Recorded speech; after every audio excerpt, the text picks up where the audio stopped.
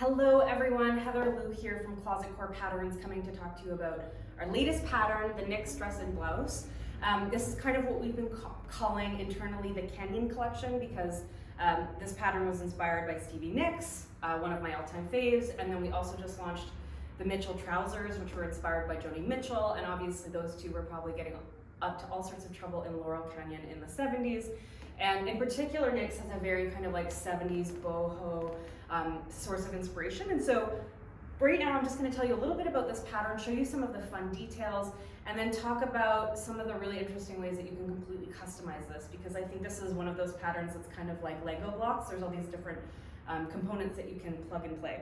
So the first variation that we started with when we were working on this dress, or we were working on this pattern, is the dress. And so in particular, we've never done this like type of really delicate Rollo button loop, and I'm just going to show you a little bit closer what that looks like.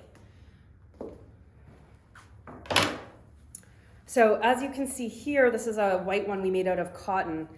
There are these really delicate little Rollo loops, and so if you're not a fan of buttonholes, this is a really nice option instead of having to actually do buttonholes. And they're all sewn into this really pretty bias finish at the neckline. So the entire thing is encased in bias, so it's a really nice clean finish. And then the buttons are sewn on top of the bias on the opposite side. And so you just have this really pretty, delicate finish that again feels very boho, very 70s inspired.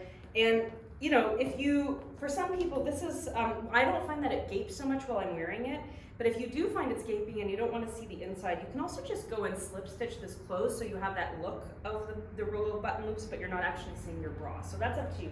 Me personally, I don't mind if you could see a little millimeter of bra, but that's up to you. So we started with that, and we wanted to have something with an elastic waist so it's really comfy to wear as we're heading into fall, we're eating lots of carbs. So something that's gonna like flex with you, you're not gonna be too constricted. And then you can obviously wear this with a belt or without, but because it's cinched in at the waist, you don't really need one. And then we obviously have all of these beautiful gathered tiers.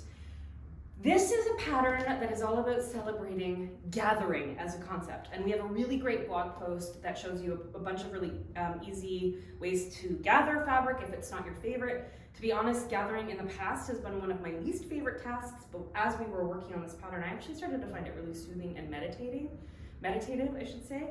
So we have gathering along the shoulder here. We have gathering at all of the tiers, so there's 3 tiers. And then if you turn this pattern around, you can't see so much here. I can show you in the back. We also have a gathered back yoke, and this is completely clean finish. So this is finished with the burrito method. I'm going to show you in a moment on the inside. Completely clean finish. So there's gathering here, there's gathering in the back, there's gathering here. Really, really beautiful effect, and I think it looks so beautiful on the body. And again, if we're going to go back to this example, I just want to turn this inside out so that you can see how it's completely finished on the inside. So in this case, we did serge it, but you're more than welcome to use your French seams. So you can see here, this is what that neckline looks like with the bias finish. And then in the back, we've got that burrito finish yoke, so it's completely clean finish. So we started with this dress, but obviously we love giving you variations.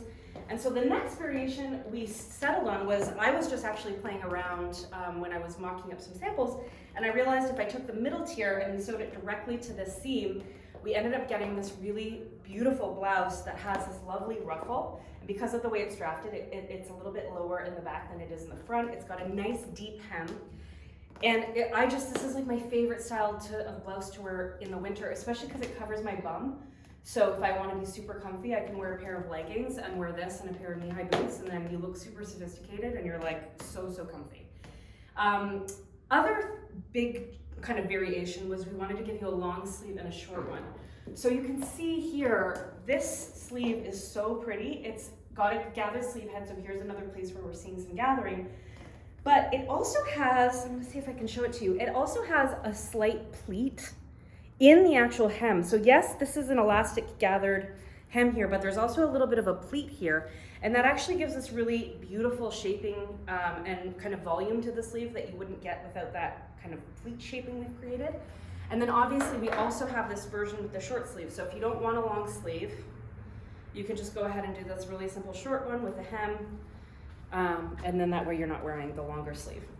So as we were continuing to work on this pattern, again, thinking about this kind of like a Lego with blocks that you could play around with, we were thinking, okay, but what if somebody is either a beginner sewer, so they don't feel comfortable doing the Rolo loops and this bias neckline, or what if you really just want a really clean finish and you don't want to deal with any of these buttons?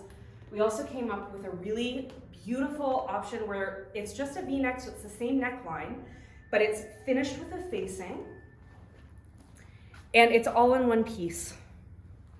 So the entire front is in one piece, and then this just becomes a really classic blouse that you can tap, tuck, or not tuck, or not tuck, tuck or not tuck, into your pants and into your trousers. So this is also a beautiful option. So if you're like, ooh, this is pretty, but there's too many buttons, it's not really my vibe, but maybe just going really clean and simple with a V-neck facing is all you're gonna wanna do. Now, again, thinking about this like a Lego block, we're really excited to see how people transform this dress, because we only made 3 samples for each model, but there's so many details that you can play with. So why not make the dress with the V-neck facing and no buttons? Why not make the dress with a short sleeve and lose this bottom tier so you're making more of a mini? Why not make this dress with another tier on top of it, no baseline seam and a short sleeve, and then you have this very easy breezy little summer dress, or sorry, a little kind of mini dress that doesn't really have any, nothing is happening at the waist. It's really loose fitting. There's so many options for this. And once again, this was inspired by Stevie Nicks. I can absolutely see Stevie wearing something like this, hanging around Los Angeles in like the 70s, the recording rumors. It's kind of my dream to be sitting in on something like that happening. And so this was very much the inspiration for this, but it's still in a new, like a bright modern fabric like this in contemporary textiles, I think still feels very up to date. It doesn't feel too vintage, but has that beautiful kind of vintage inspiration that can be really fun to sew and think about when you're planning your wardrobe.